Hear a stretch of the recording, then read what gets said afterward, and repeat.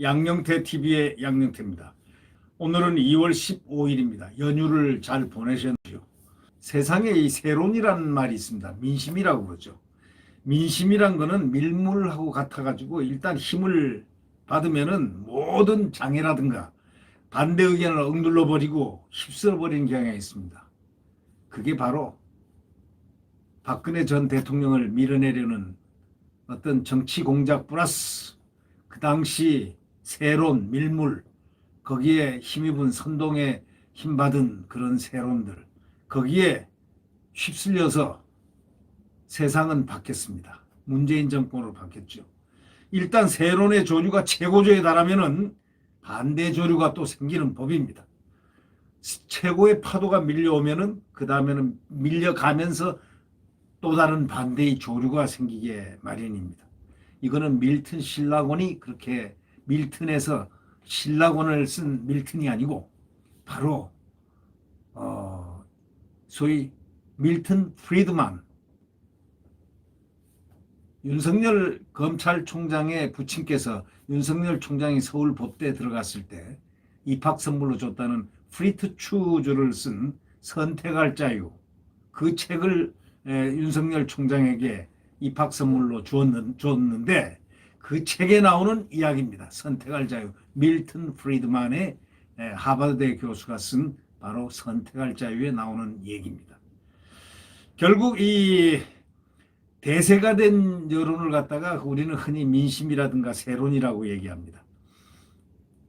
어느 나라, 어느 정부든 간에 변혁의 시기에는 권력은 대중에게 의존하게 되고 또 대중을 선동하여 자기들이 원하는 권력으로 향하기 위해서 한편이 되면은 모든 걸 휩쓸어 버리는 그렇게 정치적 세류, 조류가 작동이 되죠. 그러나 역사가 지나면 다 알게 됩니다. 진실을. 대중의 힘은 사회의 모든 권위를 무너뜨릴 정도로 커집니다. 네, 죄송합니다. 그 가장 높은 파도가 지나가게 되면 필연적으로 반대 방향으로 흐르는 조류가 나타나게 되어 있습니다. 권력이 소수의 반대 의견에도 반드시 귀를 기울여야 하는 이유가 바로 그것입니다. 큰 조류가 물러서고 나면은 큰 파도가 왔다. 그 파도가 밀려나가는 그 힘이 상당히 셉니다. 그 조류에 따라서 또 그 조류가 반대 조류가 밀어냅니다. 자, 그래서 권력은 아무리 큰 권력을 잡았다 하고 176석을 먹었다 하더라도 소수의 의견에 귀를 기울이라 라는 소위 자유민주주의의 원칙, 밀튼 프리드만 교수가 쓴 선택할 자유에 나와 있는 글입니다. 그런데 왜 제가 이런 얘기를 하느냐. 176석의 광풍이 모든 것을 다 쓸었습니다. 작년 4월 5일, 15일부터 지금까지. 그러나 그것은 한계가 나타나게 되어 있습니다. 지금도 그것을 쓰려고 합니다. 쓸어버리려고 합니다. 이런 법 저런 법 만들어냅니다. 그러나 법을 100개 1000개 만들어봐요. 그 파도, 큰 파도 앞에 무슨 소용이 있단 말입니까? 한번 해보십시오. 갈 때까지 가자. 이런 식으로 하면 국가를 패망시키는 겁니다. 여기서 자제와 스스로 자정과 통제할 수 있는 그 힘을 가질 수 있는 소위 그것이 윤리적인 국가를 통솔하는 윤리적인 힘입니다. 네. 제가 왜 이런 얘기를 하느냐.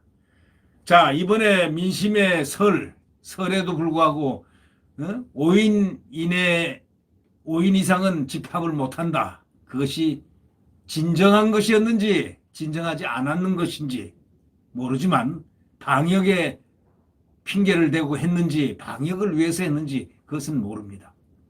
그러나 하나 중요한 얘기가 있습니다. 왜 대통령은 그렇게 이 소위 연휴 중에 사람들을 그렇게 많이 몰고 다녔나요? 그래서 비판을 받았지 않습니까? 국민들은 5명 가족도 못 모이게 해놓고 꽉 묶어놓고 시장이고 어디고 돌아다니면서 국민들은 놀림을 받았다고 심지어는 하는 분들도 있습니다. 이게 뭡니까? 그리고 또 한 가지, 왜 또 이 연휴 중에 무슨 뭐 2.5단계 하면서 발표를 또 합니까? 가족 직계 가족은 괜찮다. 아예 처음부터 얘기했어야지. 그걸 몰랐다면 그거는 국정 수행을 잘 못한 겁니다. 중간에 다 끝나가는데 이제 직계 가족은 만나도 된다. 그걸 갖다가 무슨 소리라면 헛소리라고 합니다. 국민들은 다 알고 있죠. 그래서 오해가 나오고 국가에 대해서 신뢰가 떨어지고 불신이 올라가는 법. 네.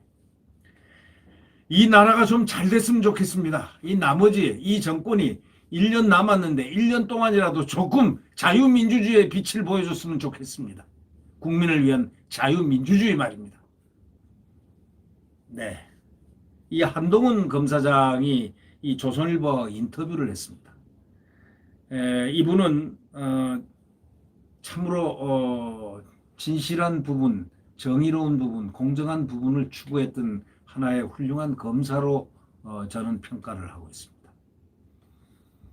그 명령에 따라서 그는 반부패부장으로, 강력 반부패부장으로 대검의 발령을 받았습니다. 그가 맡은 것은 반부패입니다. 강력 사건에 대한 것입니다. 그는 이렇게 회고를 했습니다. 만약에 조국을 덮였으면 조국 사건을 모른 척하고 이렇게 지나갔으면 꽃길을 갔을 것이다. 나는 꽃길을 갔을 것이다. 만약에 이 정권이 나를 갖다 사냥개로 원했으면 나를 쓰지를 말았어야지. 나는 사냥개가 아니다는 얘기입니다. 나를 쓰지를 말았어야지. 왜 사냥개 원했으면 나를 쓰지 말았어야 하는데 살아있는 권력도 나쁜 모습들은 다 수사를 하라고 해놓고 내가 수사를 했는데 조국 그때 얼마나 막강했느냐. 민정수석 법무부 장관 직속 상관으로 올 수 있는 그 사건을 덮을 수가 없었다. 왜? 조국을 덮었으면 꽃길을 나는 갔을 것이다. 그러나 덮을 수가 없었다. 이런 얘기입니다. 바로 이 얘기가 무엇이냐. 그 사람의 그 한동훈 검사장의 그 어떤 가치관을 면모를 볼 수 있는 것입니다. 공정과 소위 정의, 바로 국민 이 세 가지를 보면서 그는 살아간다라는 목표 지점을 얘기해 주는 것이라고 할 수가 있습니다. 적폐 수사로 혹자는 그렇게 얘기하죠. 적폐 수사로 승승장구하다가 조국 수사로 자천됐다. 이렇게들 얘기합니다. 적폐 수사도 그 당시에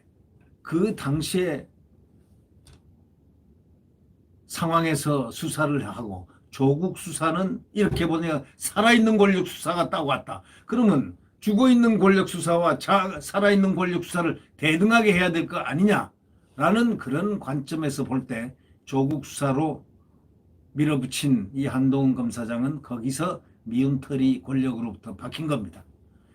결국 한동훈 지금 현재 법무연수원, 이 법무연수원은 잘 아시겠지만 저기 진천에 있습니다. 거기 연구위원이라는 한직, 무엇을 연구한단 말입니까? 검사장을 거기다 처박아 놓고 그를 가장 우수했다는 그분을 소년급제하고 법과 원칙에 따라서 공정의 가치를 구현하려 했던 그 한동훈을 그런 식으로 검찰 저기 법무연수원 8개월 만에 그냥 3번이나 이동을 강제 이동을 시켜가면서 서울에서 부산으로, 부산에서 용인으로, 용인에서 진천으로 이렇게 가장이자 한 가장이자 아버지를 또 한 직장인을 이런 식으로 농락하고 집요하게 끄집어내려 했던 이 추미애, 이 정권, 그런 인사가 도대체 검사장에 대한 그런 인사가 어디 있습니까? 차라리 파면 조치를 시켜버리지. 8개월 동안에 3번이나 직장을 옮기게 강제로 하면서 그것도 예고 없이 검사장을 그런 식으로 내동댕이 치고 이른바 적폐수사를 총괄했던 한동훈 검사장입니다. 그는 문재인 정부 들어서 서울중앙지검 3차장, 대검 반부패 강력부장으로 승승장구를 했습니다. 그러나 2019년 조국 일가 수사를 지휘를 했습니다. 작년에만 3번 좌천됐습니다. 아까 제가 말씀드렸죠. 1년 내내 채널A 공작 사건에 정치 공작 사건이라고 할 수 있죠. 검언 유착. 지금까지 1년여를 수사를 했어도 안 나오면 그거는 공작 아닙니까? 정치 공작 아닙니까? 내내 수사를 받는 처지가 돼 있습니다. 아직도 풀어주질 않습니까? 누가? 이성윤이가 딱 풀어지고 있습니다. 아직도 아래 수사검사들, 수사 심지어는 부장들까지 찾아가서 이거 안 됩니다. 이거 수사상 아무런 하자가 없는 사람을 이렇게 묶어둬서 되겠습니까? 지금까지 증거가 없지 않습니까? 이렇게 했어도 no. 내 방석 밑에 깔아앉은 거는 내가 하는 거야. 끝. 이래서 그는 지금 이성윤의 엉덩이 방석 아래 깔려 있습니다. 지금. 그래도 숨은 쉬고 있죠. 네. 검언 유착 프레임으로 밀어붙였다가 실패로 끝났다는 게 지금 중론입니다. 이 채널A 사건. 사실상 이거는 윤석열 총장을 겨냥한 겁니다. 윤 총장은 이 사건 처리에서 한 검사장을 감쌌다는 그 이유로 직무배제당하고 징계 청구당하고 온갖 따돌림, 이지매를 당했습니다. 그리고 세상에 있을 수 없는 장관급 장교를 추미애는 갖고 놀았습니다. 주머니 속에 공깃돌 마냥 갖고 놀고 내동댕이 쳤다가 패댕이 쳤다가 난리를 쳤습니다. 그러다가 그는 지금 토사구팽이 됐는지 기사회생하러 나갔는지는 모르지만 하여튼 나갔습니다.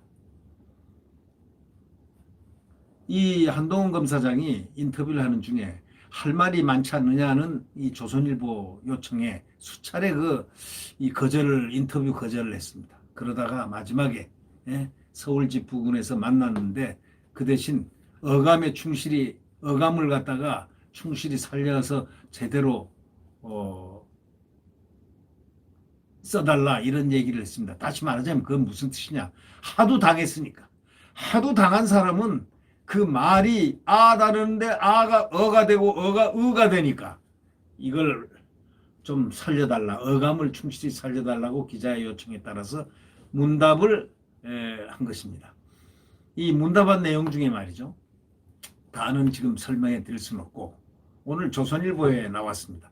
현직 검사장인 당신이 채널A 기자하고 유착해서 총선을 앞두고 유시민 씨 비리 의혹을 제기하려 했다는 소위 채널A 사건에 대해서 어떻게 생각합니까? 라는 질문에 진실이 어디 가지 않는다고 생각합니다. 권력을 가진 쪽에서 벌인 공작과 선동이 상식 있는 사람들에게 막혀 실패한 거죠. 그는 완전 실패로 단정했습니다. 왜? 떳떳하기 때문이죠. 권력을 가진 쪽에서 나에게 공작을 하고 선동을 하고 했지만 상식이 있는 사람들에게 의해서 막혀서 실패한 거다. 왜? 거기 무슨 위원회에서도 전부 아니다 다 했지 않습니까? 지금 검찰 수사하는 사람들, 숱한 후배 검사들이 그 1년 동안을 갖다가 이렇게 바뀌어가면서도 이거는 없지 않느냐. 이거는 증거가 없지 않느냐. 이걸 어떻게 증거가 없는 것을 더더욱이 수사하는 검사장을 갖다가 이게 아무런 하자가 없는 것인데 어떻게 이걸 갖다가 이렇게 억지로 어떻게 올가매느냐. 이런 얘기 아닙니까? 그러나 단호하게 이성윤은 잡아 묶어놨습니다. 누구를 잡기 위해서요? 한동훈을 잡고 윤석열을 잡기 위해서요. 그러나 이거는 잡힐 수가 없는 겁니다. 잡히지 않는 게 아니고 잡힐 수가 없는 것. 왜? 진실이기 때문입니다. 이성윤 중앙지검장은 한동훈이 휴대전화 비밀번호를 안 주니까 포렌식 기술이 더 발달될 때까지 기다리자면서 무혐의 결재를 미루고 있는데 이거에 대해서 어떻게 생각하느냐 하고 질문을 하니까 추미애 전 장관 등이 9개월 전에 상당한 증거가 있다고 말했는데 상당한 증거 있다고 해서 나를 이렇게 했는데 다 어디 가고 지금 아직 휴대전화 얘기만 계속 되풀이하는지 도대체 이해를 모르겠다 이거예요. 휴대전화를 까가지고 별건 수사하려고 그런 거 아니냐 이거예요. 이 습관 말고 다른 걸로 또 해가지고 트집 잡아서 이렇게 올가매려고 하는 거 아니냐. 어떻게든 흠을 찾아보려고 별건 수사 의도를 의심하는 사람이 많습니다. 이렇게 얘기했습니다. 가족들에게 험한 일 이겨내자고 부탁을 했다는 겁니다. 대검수사심의위원회가 당신에 대한 수사 중단 권고 결정을 내렸습니다. 그때 억울하게 감옥 가도 이겨내겠다고 호소했었죠? 이렇게 이제 질문을 했습니다. 기자. 그랬더니 당시에 전방위 공작에 당해 감옥 갈 수도 있겠다는 생각을 했습니다. 그렇게 되더라도 상식이 통하지 않는 시간들을 기록에 남겨두자는 뜻에서 그렇게 얘기했습니다. 가족들에게 험한 일이 생길 수도 있는데 같이 이겨내자고 부탁을 했습니다. 거짓 선동에 맞서서 대한민국 시스템의 틀 안에서 싸워도 이길 수 있다는 것을 보여주자는 책임감 같은 게 있었습니다. 라고 수례했습니다. 부산 녹취록이 공개되면서 당신이 추미애 전 장관을 일개 장관이라고 부르고 비판한 게 화제가 됐습니다. 어떻게 생각합니까? 일개 장관이 하고 이 분노를 터뜨린 적이 있었습니다. 바로 이걸 얘기하는 건데요. 이분은 이렇게 답변을 했습니다. 한동훈 검사장은 공적 인물의 명백한 잘못에 대해서 그 정도 비판도 못한다면 민주주의가 아니다. 이렇게 분명히 얘기했습니다. 민주주의가 아닙니다. 아니 공적인 인물의 명백한 잘못, 그는 지금 잘못했지 않느냐 이게 추미애는. 그거에 대해서 그 정도 비판을 못한다면 어디 그게 민주주의냐. 잘못한 거에 대해서 명백한, 그냥 잘못도 아니고 명백한 잘못에 대해서 그 정도 비판을 못해? 그렇다면 공적 인물인데 그건 민주주의가 아니지 않습니까? 이런 얘기입니다. 네. 이번 인사에도 물을 먹었는데 억울합니까? 하고 질문했습니다. 세상에 억울한 사람들이 참 많고 저는 지금까지 운이 좋아 억울한 일 안 당하고 살아왔습니다. 역사를 보면 옳은 일을 하다가 험한 일 당할 수 있는 있는 건데요. 그렇다고 저같이 사회에서 혜택받고 살아온 사람이 억울하다고 징징대면 구차합니다. 상식과 정의는 공짜가 아니니 감당해야 할 일이죠. 참으로 그 담담한 말을 했습니다. 그는 피하지 않았습니다. 지금 보면 이 한동훈 검사장은 피하지 않습니다. 그는 자기는 저같이 사회에서 혜택을 받고 살아온 사람이 억울하다고 만약에 징징댄다면 그 얼마나 구차스럽겠습니까? 상식이라든가 이 정의라든가 이게 공짜로 되는 게 아니지 않습니까? 감당할 거는 내가 감당하겠습니다. 이런 고통을 감당하겠다. 이런 얘기를 하는 데서 좀 찡한 생각이 듭니다. 네. 조국 수사의 보복이라고 봅니까? 이 말에 대해서 그 수사에 관여하지 않았어도 이런 일들이 있었을까요? 그것 때문이라고 생각하죠. 과잉 수사했다는 지적도 있는데 어떻게 생각합니까? 그러니까 설명 안 되는 의혹들이 워낙 많았고 관련자들이 말을 맞춰 거짓말을 하거나 해외 도피까지 한 상황이라 집중적 수사가 필요했던 겁니다. 예를 들어 입시 비리라든가 펀드 비리 같은 것들만 봐도 그 정도 사실이 드러나면 보통 사람들은 사실 자체는 인정하되 유리한 사정을 설명하는 식으로 방어를 하는데, 그런데 이거 오히려 음모론을 동원해가지고 더더욱 적극적으로 사실 자체를 거짓말이라고 부정을 하니 이게 압수수색 같은 수사가 더 필요했던 거 아닙니까?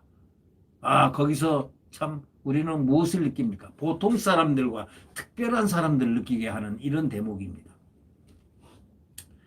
입시비리, 펀드비리 같은 것들만 봐도 그 정도 사실 드러나면 보통 사람들은 사실 자체 내가 잘못했습니다. 좀 선처를 바랍니다 하는 유리한 사정으로 설명하는 식으로 자기 방어를 하는데, 이것은 오히려 음모론이다. 음모로 했다. 나를 죽이려고 거짓말 없는 걸 만들었다. 더 적극적으로 사실 자체를 부정하니까 압수수색 같은 수사가 더 필요해서 압수수색에 들어간 거다. 이런 얘기를 하는 겁니다. 네. 여권은 이렇게 보고 있죠. 사소한 문제를 부풀렸다고 이렇게 여권은 그렇게 보고 있다. 이런 얘기를 갖다가 뭐라고 답변했냐면요. 자본시장의 투명성, 학교 운영의 투명성, 고위공직자의 청렴성, 정직성, 입시의 공정성, 그리고 사법방해, 어느 하나도 사소하지 않습니다. 누구에게나 있는 문제도 아닙니다.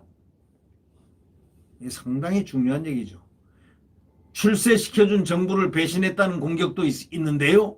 그러니까 권력이 물나는 것만 물어다 주는 사냥개를 원했다면, 저거 물어라 요거 물어라 하는 그것만 사냥개를 원했다면 저를 쓰지 말았어야죠.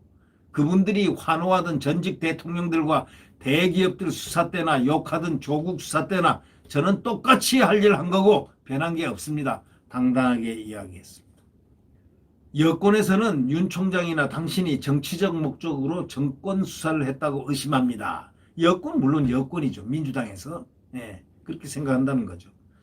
윤 총장이나 저는 눈 한 번 질끈 감고 조국 수사 덮었다면은 계속 꽃길이었을 겁니다. 그러나 권력의 속성상 그 수사로 제 검사 경력도 끝날 거라는 거 모르지 않습니다. 네, 권력의 속성상 검사도 이제 끝날 것이다 라는 것도 모르는 바는 아니다. 그 사건, 조국 사건 하나 덮어버리는 게 개인이나 검찰의 이익에 맞는 아주 쉬운 계산이 아닙니까? 그렇지만 그냥 할 일이니까 한 겁니다. 이거는 해야 할 일이니까 한 것일 뿐입니다. 이게 바로 직업윤리입니다. 검사는 할 일이니까 한 겁니다. 그러니까 조국 사건도 그 강건한 권력의 사건도 자기는 당연히 할 일을 한 거다. 직업윤리다. 이렇게 표현을 하는 겁니다. 선출된 권력에 대한 검찰의 저항이라는 비판도 있는데 어떻게 생각합니까? 하니까 그냥 틀리는 말입니다. 한마디로 틀립니다. 누구든 법을 지키지 않으면 법에 따라 처벌받을 수 있어야만 그게 민주주의고 법치주의입니다. 모든 헌법 교과서에 나오는 당연한 말이죠. 누구든 법을 다 지켜야 된다는, 권력자도 지켜야 되고 권력자 아닌 일반 시민도 다 법을 지켜야 되고 법에 따라서 또 처벌을 또 똑같이 받아야 된다는 얘기입니다. 민주주의고 그게 민주주의고 법치주의라는 이 말은 가장 한동훈 검사장의 핵심적인 그 키워드라고 생각합니다. 소위 공평과 그 다음에 정의, 바로 이것이 그의 가치임을 느끼게 하는 바로 그런 것이죠. 한 검사장은 전직 대통령 2명 외에도 전 대법원장, 삼성, 현대차, SK 등 대기업 총수, 전현직 판사, 청와대 출신 인사와 금융인 등 많은 거물들을 법정에 세웠고 과잉 수사에 무리한 기소라는 비판이 여러 번 제기됐고 재판에 대한 심적 경제적 부담으로 고통을 호소하는 이들도 적지 않았는데 그에 대한 질문이 이어지자 대답 속도가 눈에 띄게 느려졌다는 겁니다. 수사하면서 공명심 같은 것은 없었나요? 하고 질문을 기자가 아주 날카로운 질문을 했습니다. 그러자 이 한동훈 검사장은 이렇게 얘기했습니다. 진영에 상관없이 강자의 불법에 더 엄정해야 한다는 그 기준에 따라 일했습니다. 강자에 대해서. 그렇게 해도 약자에게 기울어진 운동장인 게 현실 아닙니까? 그러다가 공격받는 건 감수해야죠. 물론 제가 한 일들이 모두 다 정답은 아니었겠지만 틀린 답을 낸 경우라면 제 능력이 부족했었지 공정이나 정의에 대한 의지가 부족해서는 아니었을 거라고 말할 수가 있겠습니다. 라고 그의 입장을 표현을 했습니다. 이 경제 상황을 고려하지 않고 기업 수사를 너무 가혹하겠다는 말이 있는데 어떻게 생각하느냐.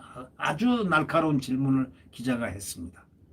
그랬더니 저는 기업인이 대한민국 사회를 여기까지 발전하는데 대단히 중요한 역할을 했고 앞으로도 꼭 그래야 한다고 깊이 존경받아야 한다고 생각합니다. 그런데 이 사회 발전의 원동력은 자유시장과 시장에서의 경쟁인데 그 기초는 공정한 룰이 지켜질 것이라고 그러는 믿음이 있어야 됩니다. 심각한 불법이 드러난 이상 그게 누구라도 똑같은 룰이 적용돼야만 그런 믿음이 가능하지 않겠습니까? 라는 그의 말에서 그의 올곧은 객관성을 갖다가 느끼게 됩니다. 이명박 박근혜 정부와 현 정부의 적폐 수사를 다 해봤는데 차이점이 뭡니까? 하고 질문하니까 그런 비교가 제 몫은 아니지만은 내가 할 몫은 아니지만 과거에는 사실이면은 잘못이라는 전제하에 혐의를 부인하는 경우가 많았는데 최근에는 사실이라 해도 뭐가 문제냐? 이렇게 주장하는 경우가 많습니다. 다시 말하자면 과거 정권은 사실이면은 그 잘못이라는 전제하에 혐의를 부인하고 나 그거 사실이면 그건 잘못이 됐습니다. 잘못된 건데 내가 그 혐의를 그것은 내가 그 부분은 안 했다. 이렇게 부인할 거 부인하고 이랬는데 최근에 이 정권은 그 뜻이죠. 차이점, 현 정부하고 적폐 수사를 다 해봤는데 차이점이 뭐냐 하면은 지금은 사실이라 해도 그래 그 사실이야. 근데 뭐가 문제야? 이렇게 주장하는 경우가 많은 것 같습니다. 아주 비교를 아주 명백하게 지금 하고 있습니다. 사실이다. 왜? 예를 들면 잘못한 거. 그래 왜? 나 잘못했다. 왜? 그게 뭐 잘못이냐? 이런 식으로 한다는 거예요. 기가 막히다는 얘기가 거기에 내재되어 있지 않나. 그런 느낌이 숨어 있습니다. 있는 것 같습니다. 네. 여권이 월성 원전 조기 폐쇄 정책에 대한 것이니 수사 대상이 안 된다고 하는데 어떻게 생각하십니까? 정책도 헌법과 법률을 지키면서 집행해야 한다고 생각합니다. 그 다음에 김학의 불법 출금 수사는 어떻습니까? 거기에 대한 대답은 지탄받는 악인을 응징할 때도 절차적 정당성을 지키는 자가 그 사회가 문명인지 아닌지를 가르는 기준입니다. 기준이라고 생각됩니다. 이거 상당히 중요합니다. 이거 민주주의는 절차를 잘 지켜야 되거든요. 아무리 죄인이라도 지킬 것 지키고 변호사를 쓰겠습니까? 밀란다 법칙도 적용시키고 전부 다 이 절차의 정당성을 가져야 한다. 그런 뜻입니다. 네. 주제가 이제 검찰 개혁으로 넘어갔습니다. 당신은 검찰주의자냐 하는 질문에 대해서 한 검사장은 저는 검찰을 사랑하지 않습니다. 의인화된 검찰 조직이란 허상입니다. 저한테 월급을 주는 건 국민이고 거기에 충성한다는 생각은 분명하지만 검찰 조직이라는 허상에 충성할 생각은 예나 지금이나 없습니다. 이렇게 분명히 잘라 말했습니다. 여러 가지 지금 많았지만 여당이 검찰이 무소불위라면서 부패, 경제, 선거 등 6대 범죄 수사권도 다 뺏어버리겠다고 이렇게 달려들고 있는데 어떻게 생각하느냐 이런 얘기죠. 지금 6대 범죄 수사권도 검찰에서 뺏어버리겠다는 겁니다. 지금 뭐 무슨 수사청 무슨 중대범죄 수사청을 만들어가지고 검찰을 완전히 수사를 못하게 하겠다는 이런 부분에 대해서 어떻게 생각하느냐 하고 질문하니까 추미애 전 장관 같은 사람 한 명이 1년도 안 돼서 완전히 무력화할 수 있는 검찰이 어떻게 무소불위가 될 수 있습니까? 1년 만에 추미애 하나에 의해서 무너져 내리는 이 검찰이 어떻게 무소불위한 검찰이라고 생각할 수 있느냐 이게. 오히려 얼마나 정치 권력 앞에 취약한지 이제 다 드러났지 않느냐 이거예요. 권력비리, 경제비리, 기업형, 조폭 수사에는 검찰이 어떤 기관보다 효율적인 시스템인데도 불구하고 외압에 맞설 수 있는 법적, 현실적 신분보장 정도의 차이가 크기 때문이라고 봅니다. 이렇게 얘기했습니다.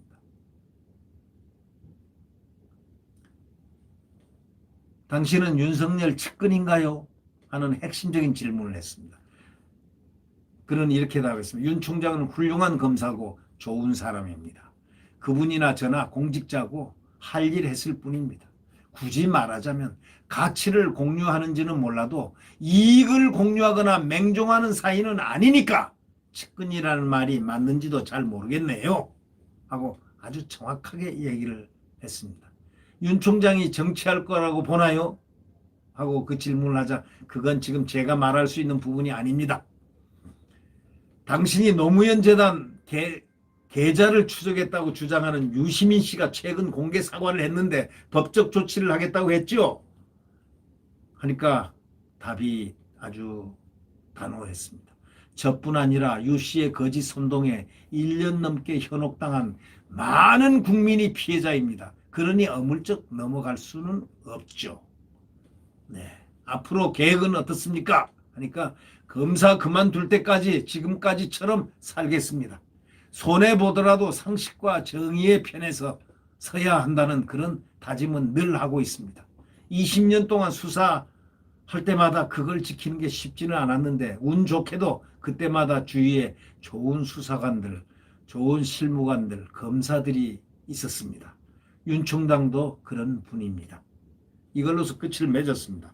오늘 이 한동훈 검사장의 이 얘기를 들으면서 역시 제가 이분 한동훈 검사장을 잘 보았구나.